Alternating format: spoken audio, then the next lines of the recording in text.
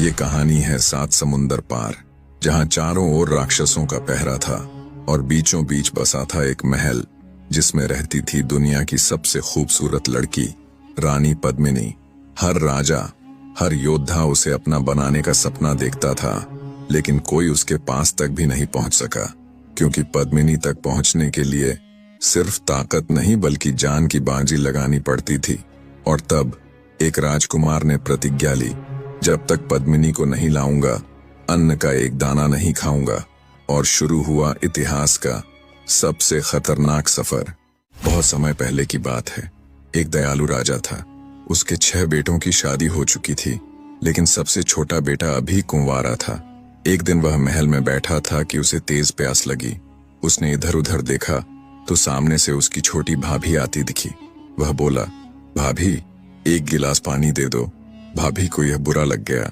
सोचने लगी, महल में इतने नौकर चाकर हैं, फिर भी मुझसे पानी मांग रहा है। गुस्से में बोली, अगर इतना ही बड़ा है तो जा रानी पद्मिनी को लेकर आ। ये सुनकर राजकुमार का पारा चढ़ गया। उसने तुरंत कहा, ठीक है, जब तक रानी पद्मिनी को नहीं लाऊंगा इस घर का अन्न नहीं खाऊंगा। दरअसल रानी पद्मिनी कोई आम रानी नहीं थी। वो 7 समंदर के बीचों बीच बसे एक रहस्यमय राज्य में रहती थी। वहां पहुंचना आसान नहीं था। रास्ते में घने जंगल, ऊंचे पहाड़, उफनती नदियां, खतरनाक नाले और अथाह समुद्र तक पड़ते थे। लेकिन राजकुमार ने ठान लिया था। उसने वजीर के बेटे को बुलाया और कहा, 2 घोड़े तैयार करवाओ। वजीर का बेटा बोला, रास्ता बहुत मुश्किल है, संभल कर सोचो। पर राजकुमार ने साफ कहा, जो होगा देखा जाएगा। मैं रानी पद्मिनी को लेकर ही लौटूंगा। 2 घोड़े तैयार किए गए। रास्ते के लिए खाने पीने का सामान भी साथ रख लिया गया।